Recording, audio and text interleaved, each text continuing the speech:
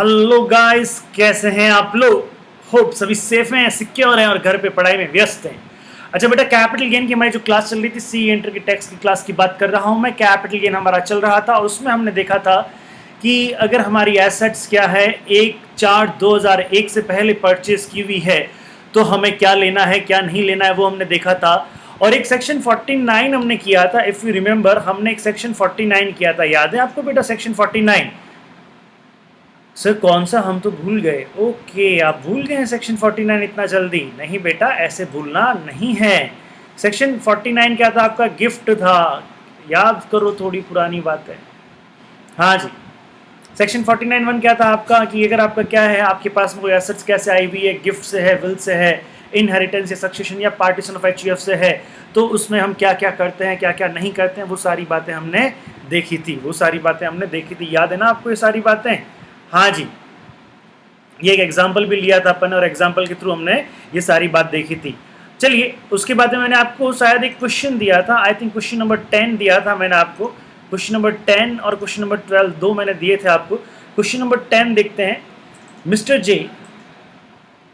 J purchase a house on 1/4/2011 for ₹10 lakh. On 15/3/2017 this house is gifted by him to his son on occasion of his marriage. ठीक है साहब, marriage पे घर gift कर दिया गया है उसके साहबजादे को। On 31/3/2020 the son has sold this house for ₹76 lakh and the selling expenses incurred having been कितना है भैया? 1 lakh. Calculate the capital gain. Simple सी बात है दोस्त, किसने गिफ्ट किया है? मिस्टर जे ने। किसको गिफ्ट किया? अपने बच्चे को गिफ्ट किया है। ठीक है साहब, तो यहाँ पे गिफ्ट किया है, तो जब मिस्टर जे ने अपने बच्चे को गिफ्ट किया तब तो कोई ट्रांसफर नहीं है।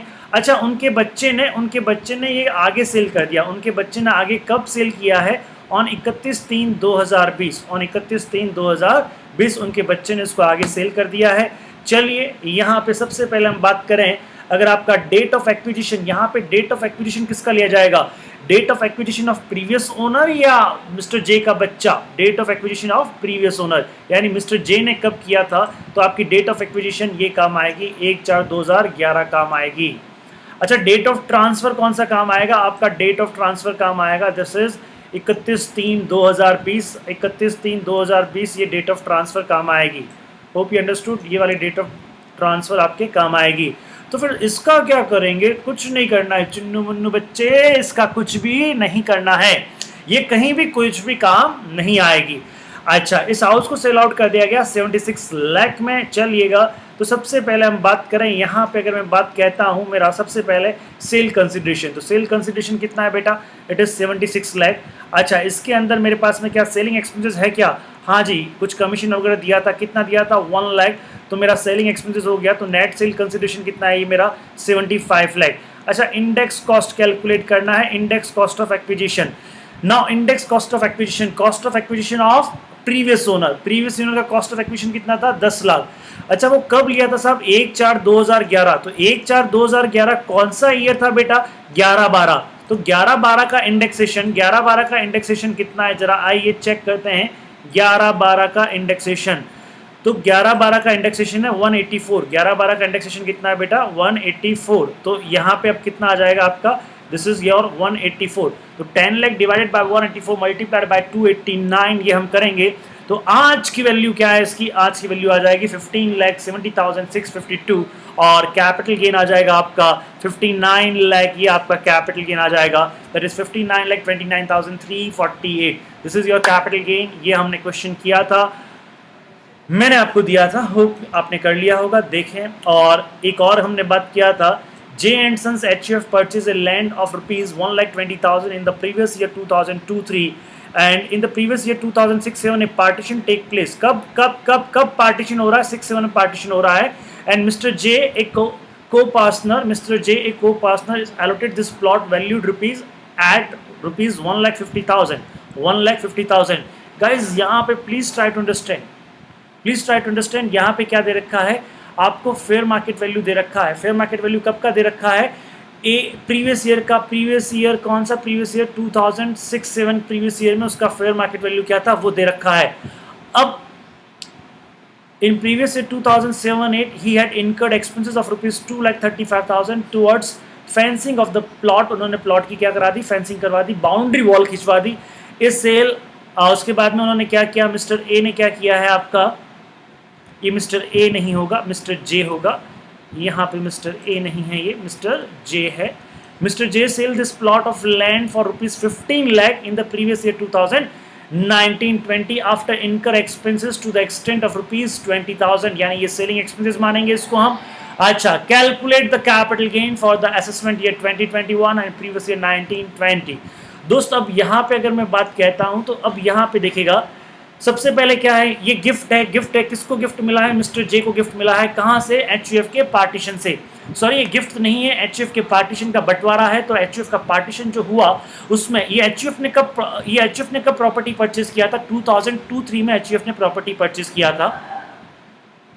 तो अगर 2002-3 में जो एचयूएफ ने प्रॉपर्टी परचेज किया था, 15 लाख का प्रॉपर्टी था आपका, उसको उन्होंने सॉरी यार मैं बार बार गलत कह रहा हूँ उसमें, ये जो एचयूएफ का जो प्रॉपर्टी था उन्होंने परचेज किया था 1,20,000 में। एचयूएफ ने प्रॉपर्टी कितने परचेज किया था बेटा, 1,20,000 में इन द प्रीवियस ईयर 2002-3।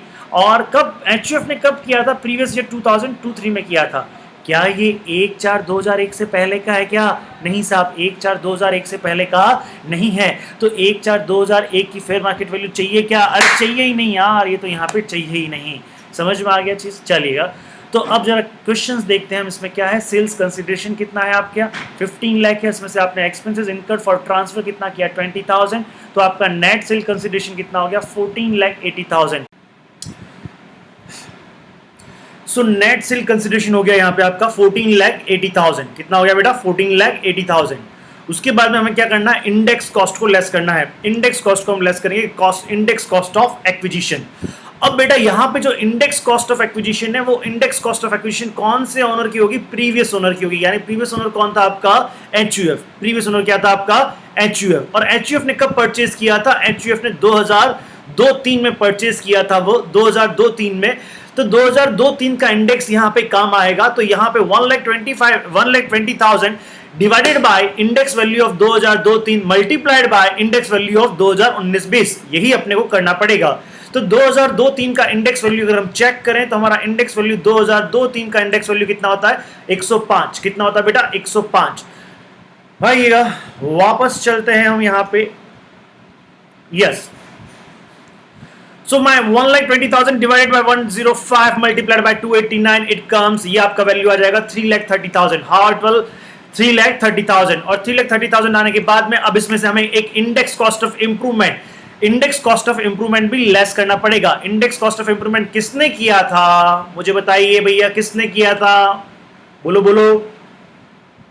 हाँ जी, जे ने किया था। किसने किया था, जे ने किया था। और उसने एक फेंसिंग करवाया था इंडेक्स कॉस्ट ऑफ, और उसका जो वैल्यूएशन है, उसका वैल्यूएशन कितना, सॉरी उसका कॉस्ट कितना लगा था, उसका कॉस्ट लगा था 2,35,000। उसका कॉस्ट कितना लगा था बेटा, 2,35,000।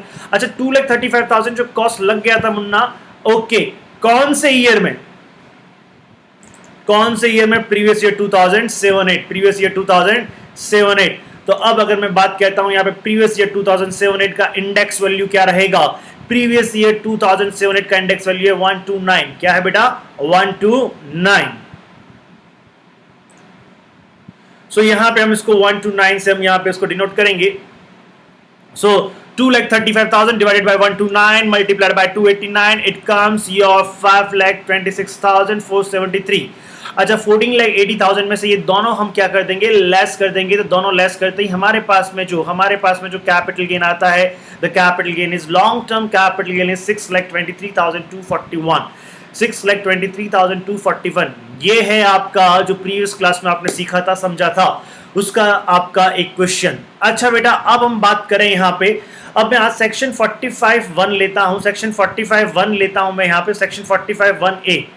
अब सेक्शन 45 में क्या होगा, 45(1)(a) में क्या होगा, देखिए 45(1) क्या था आपका, चार्जिंग सेक्शन था। अब 45(1)(a) में क्या होगा आपका, कुछ स्पेशल सर्कमस्टांसेस रहेंगे, स्पेशल कंडीशंस रहेगी, उसमें कैपिटल गेन को कैसे कंप्यूट करते हैं वह हम चेक करेंगे। तो सेक्शन 45(1)(a) आपके स्क्रीन पे आ चुका है, देखिएगा क्या कहता है वो, इंश्योरेंस कंपनसेशन। तो इसका मतलब क्या हो गया, that is insurance compensation capital gain in case of damage और destruction of the capital assets क्या मतलब होता है? हमने अपनी एसेट्स का, सपोज आपके पास में एक गाड़ी है, या आपके पास में एक घर है, बंगला है, आपके पास में गोल्ड है, संपत्ति है, आपके पास में सोना है, ठीक है? तो बहुत सारा सोना है आपके, सोना मतलब स्लीपिंग नहीं बेटा, गोल्ड है आपके पास में घर है, आपके पास में गोल्ड है, आपने उसका क्या करवा रखा? इंश्योरेंस करवा रखा है। हालांकि ये नहीं हो किसी के साथ में, चलो आपके पास में नहीं, किसी और के पास में है, आपके दुश्मन के पास में बहुत बड़ा अच्छा खासा सोना है और गोल्ड है, और उसके क्या हुआ? आग लग गई, उसका घर धू धू धू धू करके जल गया और गोल्ड भी सारा मेल्ट हो गया। माय गॉड, पहले तो बताओ ये कैपिटल एसेट्स में आता है क्या? बिल्कुल ये कैपिटल एसेट्स में आता है। अब उसने इसका insurance, but he was a smart guy, तो उसने उसका क्या करवा रखा था? इंश्योरेंस करवा रखा था। उसने उसका क्या करवा रखा था बेटा? इंश्योरेंस करवा रखा था। तो इंश्योरेंस कंपनी से उसको पैसा रिसीव हुआ। मान लो उसके पास में 5 किलो सोना था, मान लो 5 केजी गोल्ड उसके घर में रखा हुआ था और आग लग गई। आग लगने से सोना पिघल के पता नहीं कहां चला गया, हम उसको वापस आइडेंटिफाई नहीं कर पाए, और इंश्योरेंस कंपनी से उस 5 किलो सोने के एवज में उसको कंपनसेशन मिला। तो हम यहां पे क्या मानेंगे? हम यहां पे यह मानेंगे कि यह सोना मैंने किसको बेच दिया? मोना, यह सोना मैंने बेच दिया इंश्योरेंस कंपनी को। समझ में आया आपको ये point?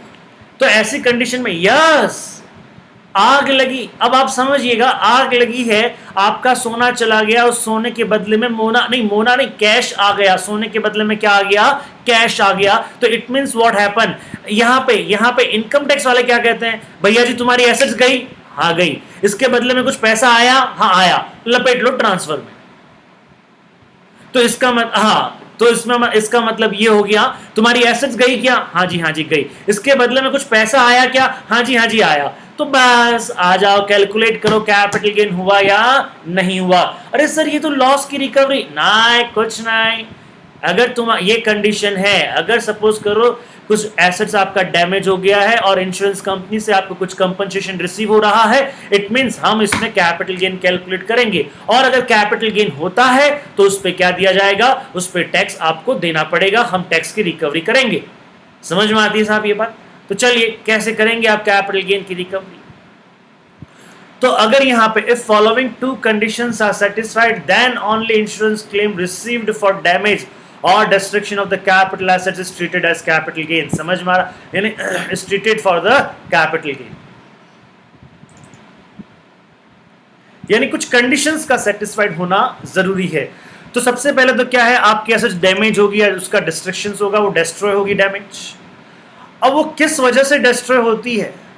The damage or destruction is a result of, the damage and destruction is a result of following category। भैया ध्यान रहे, ये following category,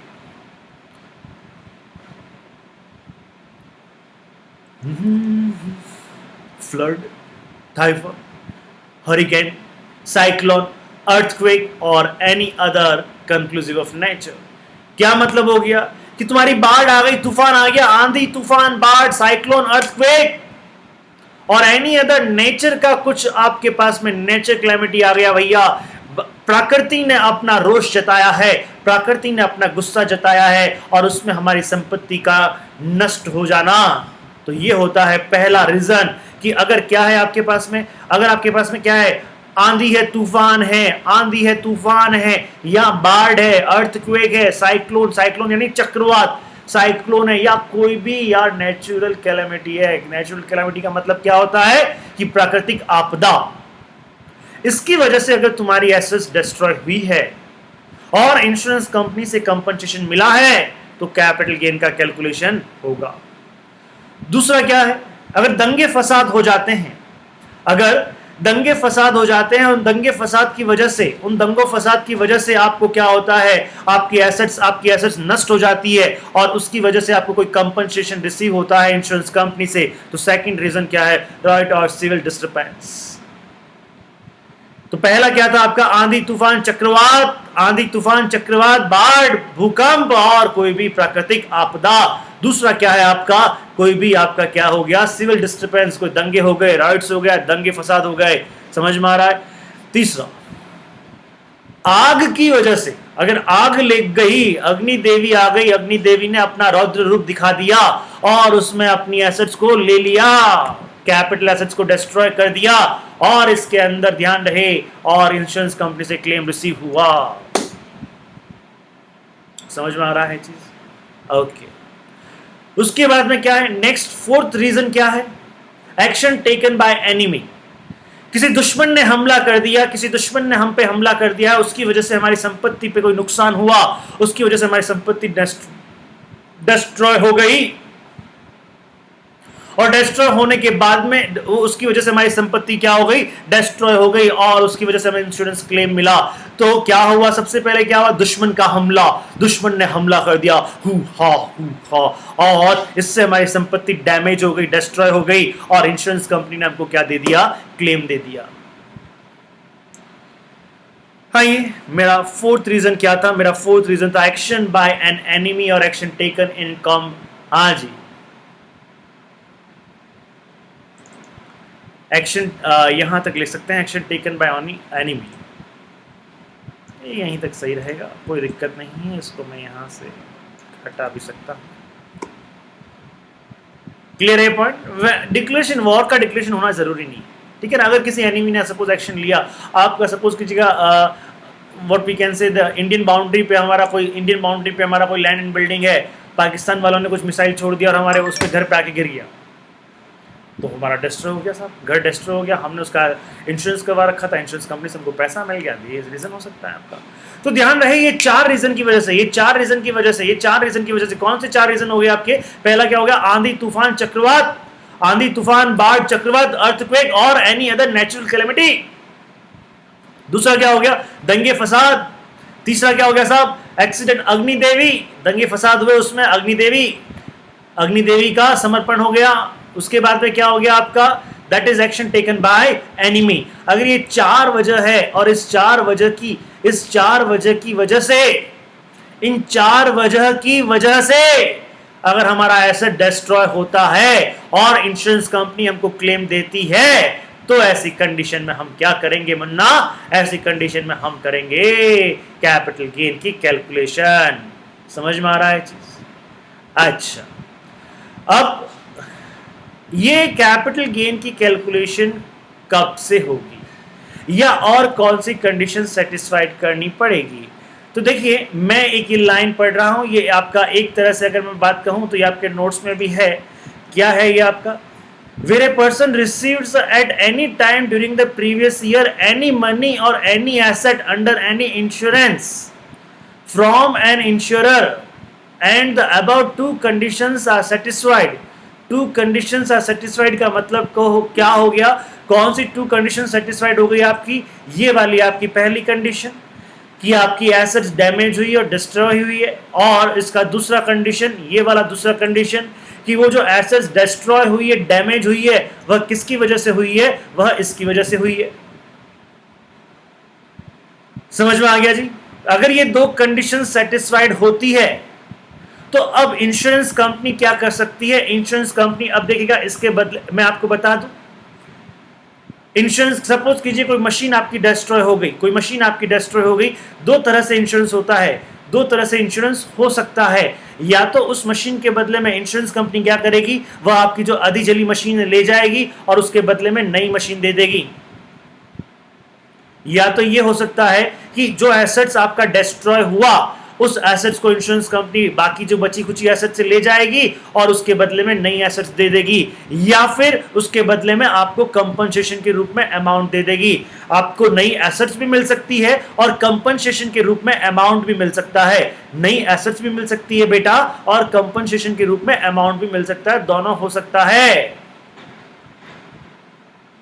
यस, दोनों हो सकता है, ठीक है। जनरली मोर देन 90% आपका कंपनसेशन के रूप में अमाउंट आता है, लेकिन किताबों में ये दोनों बातें हैं, तो हम ये दोनों बातें पढ़ेंगे। अच्छा साहब, तो अब ऐसी कंडीशन में क्या होगा? अब मुझे एक चीज बताइए, वन बाय वन बात करेंगे हम यहाँ पे। तो हमको क्या क्या चाहिएगा? Where a person received at any time during the previous year any money or other assets under any insurance from an insurer। समझ में आ रहा? सपोज कीजिएगा आपका, अगर मैं बात कहता हूं ये डिस्ट्रॉय आपका जो हुआ, ये अपना नुकसान जो हुआ, इस नुकसान हुआ 2019-20 में। नुकसान कब हुआ? 2019-20 में। और इसका इंश्योरेंस क्लेम रिसीव्ड कब हुआ? 2020-21 में। कब रिसीव हुआ बेटा? 2020-21 में। तो नुकसान तो कब हुआ है? 19-20 में। लेकिन इंश्योरेंस क्लेम कब रिसीव हो रहा है? इंश्योरेंस क्लेम रिसीव हो रहा है 2020-21 में। तो हमारा जो भी कंपनसेशन है, हमारा जो भी हमारा टैक्सेशन है, वह टैक्सेशन कब आपका क्लेम करेगा? वह टैक्सेशन कब आपको टैक्सेबिलिटी में आएगा? वह कौन से ईयर में कैलकुलेशन किया जाएगा टैक्सेबिलिटी का? वो है आपका 2021। हाँ जी। And the above two conditions are satisfied, then the receipt of such money or other assets shall be liable for the capital gain of the previous year in which such money or other asset is received. समझ में आ रही है कि नहीं आ रही आपको बात? अगर ये दो कंडीशंस, आपका कैपिटल एसेट डिस्ट्रॉय हुआ है, डैमेज हुआ है, उसके साथ ही साथ में आपका ये चार कंडीशंस की, इन चार कंडीशंस की वजह से डिस्ट्रॉय हुआ है, डैमेज हुआ है, और तो ऐसी कंडीशन में कैपिटल गेन की कैलकुलेशंस करेंगे। कैपिटल गेन कैलकुलेशंस करने के बाद में अगर कैपिटल गेन होगा तो वो टैक्सेबल भी होगा। वह कैपिटल गेन कब कैलकुलेट किया जाएगा? जब आपको कंपनसेशन रिसीव होगा, in the year of compensation received. समझ में आ रही है बात? तो टैक्सेबिलिटी ईयर कौन सा होगा? In the year in which compensation received. Hope you understood. चलिए, अच्छा साहब, तो अब थोड़ी और बातें करेंगे। तो कंपनसेशन, अब मुझे एक चीज बताइए, कैपिटल गेन रिसीव करने के लिए हमें सबसे पहले क्या चाहिए होता है? Full value of consideration. Full value of consideration का मतलब क्या है? जो एसेट्स गई है उसके बदले में कितना पैसा हमारे पास में आया है। तो अब यहां पे जो एसेट्स तो चली गई है, इसके बदले में कौन हमको अमाउंट दे रहा है? इंश्योरेंस कंपनी हमको अमाउंट दे रही है। तो जो इंश्योरेंस कंपनी से अमाउंट रिसीव हो रहा है, the compensation received from insurance company will be the full value of consideration. The compensation received from the insurance company will be the full value of consideration. Hope you understood. अच्छा, अगर compensation receive नहीं हो रहा है, एक नई assets मिल रही है, अगर कंपनसेशन रिसीव नहीं हो रहा है, एक नई एसेट्स इंश्योरेंस कंपनी से मिल रही है, तो ऐसी कंडीशन में हमारे लिए फुल वैल्यू ऑफ कंसीडरेशन क्या होगा? जो नई एसेट्स हमको इंश्योरेंस कंपनी से मिल रही है, जो नई एसेट्स हमको इंश्योरेंस कंपनी से मिल रही है, उस एसेट्स का फेयर मार्केट वैल्यू। यस, जिस दिन हमको वह एसेट्स रिसीव हो रही है, उस दिन उस एसेट्स का फेयर मार्केट वैल्यू क्या है वह होगा। समझ में आ रहा है ये चीज? चलिए साहब, कॉल आ गया। तो fair value of that asset will be the full value of consideration. कभी कभी क्या होता है आपको कि नई एसेट्स भी मिलती है और कुछ कंपनसेशन भी मिलता है। नई एसेट्स भी मिलती है और कंपनसेशन भी मिलता है। तो ऐसे कंडीशन में क्या हो गया, जो नई एसेट्स मिली है उसका फेयर मार्केट वैल्यू प्लस जो कंपनसेशन रिसीव हुआ है वह, उन दोनों को ऐड कर देंगे तो वह क्या हो जाएगा? हमारा फुल वैल्यू ऑफ कंसिडरेशन। वह क्या हो जाएगा? हमारा फुल वैल्यू ऑफ कंसिडरेशन। समझ में आ गया बात? तो यहाँ पे क्या लिखा हुआ है? The fair market value of other assets on the date of receipt shall be deemed to be the full value of consideration received. इसके साथ में अगर कोई कंपनसेशन भी मिल रहा है, इसके साथ में क्या है, अगर कोई कंपनसेशन भी मिल रहा है तो उसको भी इसमें क्या कर देंगे? हम ऐड कर देंगे, plus any cash received from insurance company, plus any cash received from insurance company. तो अगर आपको कैश रिसीव हो रहा है, कंपनसेशन रिसीव हो रहा है, तो वह, अगर आपको कोई एसेट रिसीव हो रही है तो any fair market value of that asset, और अगर दोनों रिसीव हो रहा है तो दोनों को ऐड कर दो। ये हमारा क्या हो जाएगा? Full value of consideration. समझ में आ गया? अच्छा साहब, अब यहाँ पे ध्यान रहे कि यहाँ पे एक बहुत स्पेसिफिक पॉइंट है यार। ये कानून अंधा होता है, कानून जो लिखा होता है बस वही देखता है, बाकी कुछ नहीं देखता। कानून क्या कहता है कि साहब इन 4 रीज़न से अगर इन 4 रीज़न से आपका डिस्ट्रॉय हुआ है एसेट, अगर इन 4 रीज़न से आपकी डिस्ट्रॉय हुई है एसेट्स, या आपके किसी एसेट्स में क्या हो गया, या आपकी कोई एसेट्स क्या हो गई, डिस्ट्रॉयड हो गई, कुछ भी हो गई, नष्ट हो गई, only because of this 4 reasons, and insurance company receive the compensation and insurance company give the compensation, then only capital gain will be calculated। क्या मतलब हो गया इसका, अगर इन 4 के अलावा किसी कोई और रीज़न से, इन 4 के अलावा किसी और रीज़न से हमारा एसेट्स डिस्ट्रॉय हुआ है, इन 4 के अलावा किसी और रीज़न से हमारा एसेट्स डिस्ट्रॉय हुआ है, तो बेटा फिर वो नहीं माना जाएगा। तो फिर क्या होगा, और इंश्योरेंस कंपनी से क्लेम रिसीव हुआ है, फिर भी उसका कैपिटल गेन कैलकुलेट नहीं किया जाएगा, फिर भी उसका कैपिटल गेन कैलकुलेट नहीं किया जाएगा। समझ में आ रहा है बात? हाँ जी। तो क्या कहता है, when section 41 is not applicable, कब एप्लीकेबल नहीं है ये, damage is not a result of 4 category given above. अगर ये 4 कैटेगरी से डैमेज आपका एसेट्स का डैमेज इन 4 कैटेगरी के अलावा किसी और कैटेगरी से हुआ है, किसी और रीज़न से हुआ है, तो फिर यहाँ पे सेक्शन 45(1) काम में नहीं आएगा। समझ में आ गई बात? तो फिर ऐसी कंडीशन में क्या होता है, तो देखिए क्या लिखा गया है, if the conditions mentioned are not satisfied, the section 45(1)(a) is not applicable, and consequently insurance compensation if it is a capital receipt will not be chargeable to tax। समझ में आ रही है बात, कि वो फिर क्या है, वो टैक्सेबिलिटी नहीं आएगा, फिर उसकी टैक्सेबिलिटी नहीं आएगा। सपोज कीजिएगा कि रोड एक्सीडेंट हो गया, रोड एक्सीडेंट में हमारा कोई एसेट डिस्ट्रॉय हो गया, या कोई चोरी चला गया, चोर आ गया, चोरी लेके चला गया, चुरा के एसेट्स मेरा वो चला गया, तो ऐसी कंडीशन में क्या होगा बेटा, ऐसी कंडीशन में फिर क्या ये चोरी करना, या ये एक्सीडेंट हो जाना, रोड एक्सीडेंट हो जाना, या चोरी हो जाना, क्या ये उन चार गिवन रीज़न में इंक्लूड है? क्या नहीं है। पहला रीज़न क्या था वहाँ पे, पहला रीज़न था यदि आपका क्या आ जाता है, आंधी, तूफान, बाढ़, चक्रवात, ये सारी चीज़ें, अर्थक्वेक, नेचुरल कैलेमिटी। दूसरा रीज़न क्या था आपका, इफ़ यू रिमेंबर, दूसरा रीज़न क्या था, बताओ बेटा बताओ, दूसरा रीज़न क्या था, बोल मुन्ना बोल। यस, हाँ जी बोलिए ना, आप बोलिए, देखो स्क्रीन पे आ गया, आप तो बोलो। ये याद रखना जरूरी होगा, 4 रीज़न जरूरी होगा। पहला रीज़न क्या था आपका, ये सर। दूसरा रीज़न था चक्रवात। चक्रवात क्या है आपका, दंगे फसाद, रॉयट्स, सिविल डिस्टर्बेंस, उसकी वजह से क्या लग गई, आग लग गई। और 5वां क्या था, उसमें दुश्मन भी कूद पड़ा। समझ में आ रहा है? चक्रवात आया, आंधी तूफान, चक्रवात, नेचुरल कैलेमिटी आई, इससे क्या हुआ, दंगे भड़क गए, तो क्या हो गया, उन्होंने क्या कर दिया, आग लगा दी, और आग लगने पे क्या हुआ, दुश्मन भी कूद गया। ये 4 कनेक्टिविटी कर लो, ठीक है। तो 4 रीज़न के अलावा यदि कोई और रीज़न है, तो फिर ऐसी कंडीशन में आपका कैपिटल एसेट्स का,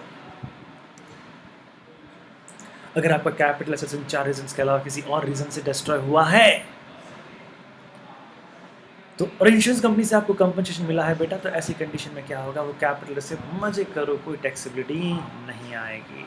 चलिए, क्लियर है सर? अच्छा, अब कभी कभी क्या होता है कि आपकी जब अग्नि देवी आती हैं, तो अग्नि देवी आती है तो पूछ के नहीं जलाती। एक तो कैपिटल एसेट्स है तो तेरे को जलाऊं, अगर तो कैपिटल एसेट्स नहीं है तो तेरे को नहीं जलाऊं। वो तो सबको अपने आगोश में ले लेती है, सबको अपने आगोश में ले लेती है। तो आपको कैपिटल एसेट्स का भी नुकसान होता है, साथ ही साथ में आपको अपने स्टॉक का भी नुकसान होता है। कैपिटल एसेट्स का भी नुकसान होता है और स्टॉक का भी नुकसान होता है। तो जो स्टॉक का नुकसान होता है बेटा, उससे जो आपको कंपनसेशन रिसीव होता है, that is a revenue receipt. वो क्या होती है, आपकी रेवेन्यू रिसिप्ट होती है। एंड रेवेन्यू रिसिप्ट वो होती, समझ में आ रही है बात? तो when insurance compensation is a revenue receipt, तो ऐसी कंडीशन में क्या करते हैं, तो अगर इंश्योरेंस कंपनसेशन रेवेन्यू रिसिप्ट है, तो सेक्शन 45(1) नहीं तो एप्लीकेबल होगा ही नहीं, क्योंकि सबसे पहली बात कैपिटल एसेट्स है ही नहीं। तो ऐसी कंडीशन में क्या होगा, फिर वो सेक्शन 28 या सेक्शन 56 एप्लीकेबल होगा। सेक्शन 28 किसका है, बिजनेस प्रोफेशन वोकेशन इनकम का है, बिजनेस प्रोफेशन का है। और 56 है income from other sources, income from other sources. समझ में आ रहा है?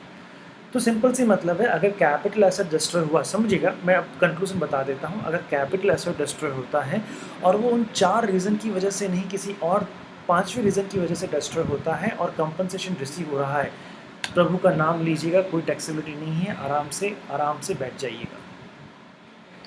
हाँ जी, कैपिटल एसेट्स के अलावा यदि आपका कैपिटल एसेट्स के अलावा सपोज आपका क्या अब आपका क्या है रेवेन्यू नेचर का, यदि सपोज करो स्टॉक इन ट्रेड आपका डिस्ट्रॉय हो रहा है, तो जो स्टॉक इन ट्रेड डिस्ट्रॉय हो रहा है बेटा, ये स्टॉक इन ट्रेड डिस्ट्रॉय जो हो रहा है, इसके बदले में जो कंपनसेशन मिल रहा है वो रेवेन्यू रिसिप्ट है। और रेवेन्यू रिसिप्ट कहाँ पे? रेवेन्यू रिसिप्ट सेक्शन 28 में एप्लीकेबल होता है, तो वो भी यहाँ 45(1)(a) उसके लिए एप्लीकेबल नहीं होगा। समझ में आ गया बात आपको? फॉर एग्जाम्पल यहाँ पे दिया गया, फॉर एग्जाम्पल क्या हो गया, insurance compensation for theft of stock in trade is not taxable under section 45(1)(a) but it will be taxable as a PGBP, profit gain of business profession, profit and gain of business profession. Hope you understood? हाँ जी, तो अगर मैं short में बात करूँ, इसको मैं कंक्लूजन लूँ, इसको मैं शॉर्ट में बात करूँ तो क्या होता है, एनी कैपिटल एसेट्स डैमेज और destroy as mention in the above 4 category, कोई भी कैपिटल एसेट्स जो क्या हुई है, डैमेज हुई है, डिस्ट्रॉय हुई है, और किस वजह से हुई है, बिकॉज ऑफ, यहाँ लिख देते हैं because of reason mention in above 4 category. तो ऐसे एंड क्या होता है साहब, और आपको कंपनसेशन रिसीव होता है, और आपको क्या होता है, कंपनसेशन रिसीव होता है, एंड एनी प्रॉफिट और gain arising from such receipt, then क्या होगा, then such capital gain would be chargeable to tax under the head capital gain in the year in which such asset और money is received. Hope you understood? तो इसमें अगर मैं बात कहूँ, full value of consideration क्या होगा, value of money जो पैसा हमको मिला है वो। फुल वैल्यू ऑफ कंसिडरेशन अगर मैं बात कहता हूँ यहाँ पे, तो value of money plus fair market value of assets on the date of receipt if any.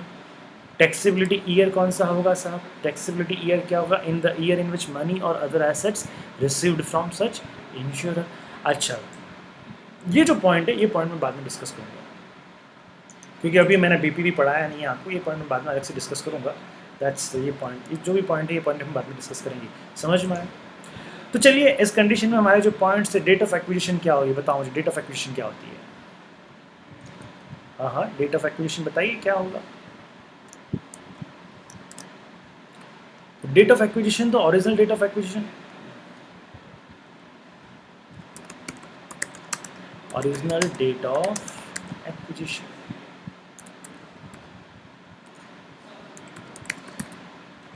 हाँ जी, समझ में आया आपको ये चीज़? Okay sir. Date of transfer, तो ओरिजिनल डेट ऑफ एक्विजिशन हो गया, तो यहाँ पे ईयर क्या हो जाएगा आपका। अच्छा, डेट ऑफ ट्रांसफ़र चाहिए होता है या ईयर ऑफ ट्रांसफ़र चाहिए होता है? एक्चुअली डेट ऑफ एक्विजिशन हम क्यों निकालते हैं, क्यों फाइंड आउट करते हैं, क्योंकि हमको अगर मैं बात कहूँ, क्योंकि हमको क्या होता है, हमको ईयर ऑफ एक्विजिशन मिल जाता है। हमको किससे क्या मिल जाता है, ईयर ऑफ एक्विजिशन मिल जाता है, हमको ईयर ऑफ एक्विजिशन मिल जाता है। डेट ऑफ ट्रांसफ़र भी क्यों चाहिए होता है, क्योंकि हमको क्या मिल जाता है, ईयर ऑफ ट्रांसफ़र मिल जाता है, और उससे क्या होता है, उससे हमें क्या होता है, वो जो इंडेक्स वैल्यू होता है वह पता लग जाता है, उससे हमें इंडेक्स वैल्यू पता लग जाता है। ईयर ऑफ एक्विजिशन से भी क्या होता है, इंडेक्स वैल्यू पता लग जाता है, कौन से ईयर का इंडेक्स वैल्यू यहाँ पे सेट करना है। डेट ऑफ इम्प्रूवमेंट ये भी क्यों चाहिए होता है, ये भी हमको ईयर ऑफ इम्प्रूवमेंट चाहिए होता है, ये भी हमें क्यों चाहिए होता है, ईयर ऑफ इम्प्रूवमेंट चाहिए होता है। अच्छा, तो यहाँ पे फुल वैल्यू ऑफ कंसिडरेशन, ये सब में बात, तो डेट ऑफ ट्रांसफ़र को क्यों चाहिए, ईयर ऑफ ट्रांसफ़र। और ईयर ऑफ ट्रांसफ़र यहाँ पे कौन सा, मतलब कौन सा ईयर ऑफ ट्रांसफ़र होगा, कौन सा ईयर ऑफ ट्रांसफ़र होगा, the year in which compensation received. समझ में आ रही है? The year in which compensation received, ये आपका क्या हो जाएगा, ये आपका ईयर ऑफ ट्रांसफ़र हो जाएगा। ईयर ऑफ अगर इम्प्रूवमेंट की बात करूँ, तो that is my original year of improvement as usual, as usual. मेरा मतलब एज यूजुअल का मतलब क्या हो गया, जैसे मैं नॉर्मल डिस्कशन करता ही हूँ, कोई दिक्कत नहीं है। फुल वैल्यू ऑफ कंसिडरेशन, और फुल वैल्यू ऑफ कंसिडरेशन में क्या होगा, हाँ जी, फुल वैल्यू ऑफ कंसिडरेशन क्या होगा आपका, ये फुल वैल्यू ऑफ कंसिडरेशन अगर आपको पता हो, ये आपका full value of consideration, this is your full value of consideration.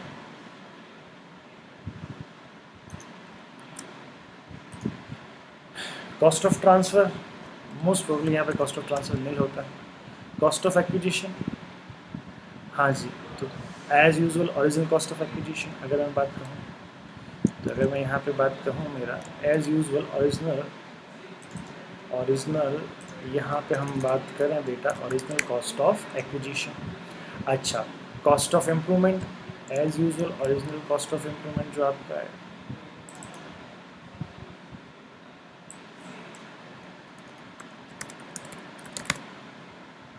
समझ में आ रही है बात। टैक्सेबिलिटी ईयर, टैक्सेबिलिटी ईयर का मतलब क्या होता है, वही ईयर, इसी से आपका डेट ऑफ ट्रांसफर वही टैक्सेबिलिटी ईयर है आपका। Index value as usual, index value में कौन कौन से ईयर का काम आएगा, एज यूजुअल।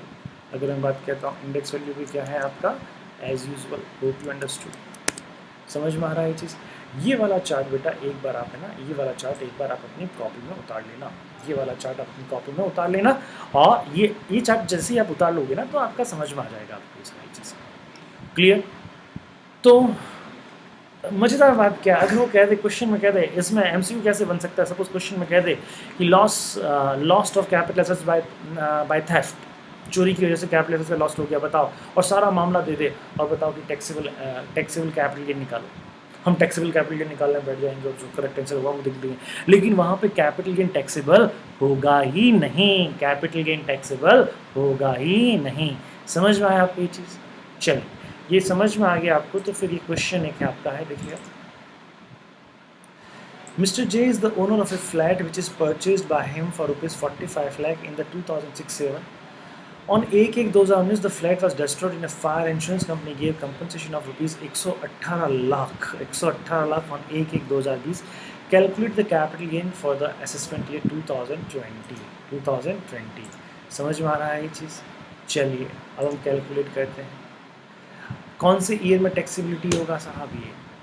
ये कौन से, the flat was destroyed in the insurance company give compensation on 1/1। यहाँ पे मुझे एक चीज़ बताओ, यहाँ पे अगर मैं बात कहता हूँ 1/1/2019, 1/1/2019 का मतलब क्या हो गया, 1/1/2019 का मतलब ये हो गया कि आपका फायर, आपका ये डिस्ट्रॉय कब हुआ।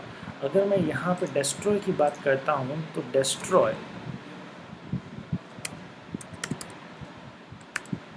ये जो डिस्ट्रॉय है, डिस्ट्रॉय कौन से ईयर में हो रहा है, मैं ईयर की बात करता हूँ, ये डिस्ट्रॉय हो रहा है 18-19 में। अगर मैं बात कहता हूँ डिस्ट्रॉय हो रहा है आपका 18-19 में, और आपको कंपनसेशन जो रिसीव हो रहा है, कंपनसेशन रिसीव हो रहा है वो हो रहा है आपका 19-20 में। वो कब हो रहा है आपका, 19-20 में रिसीव हो रहा है। ये आपका कंपनसेशन रिसीव हो रहा है 19-20 में। समझ में आ रही है बात। अच्छा, अब यहाँ पे एक चीज़ देखें, अब प्लीज़ ट्राई टू अंडरस्टैंड। तो अब मुझे एक चीज़ बताएं, ईयर ऑफ ट्रांसफ़र जो है, यहाँ पे एक मैं छोटा सा वापस अमेंड कर देता हूँ, ये यहाँ पे ईयर ऑफ ट्रांसफ़र, अब ईयर ऑफ ट्रांसफ़र, अब मैं यहाँ पे हल्का सा आपको छोटा सा चेंज करता हूँ। ईयर ऑफ ट्रांसफ़र को मैं बोलूँगा the year in which compensation received, नहीं, the year in which assets is destroyed. ये क्या है अभी समझाता हूँ, एसेट्स इज डिस्ट्रॉयड।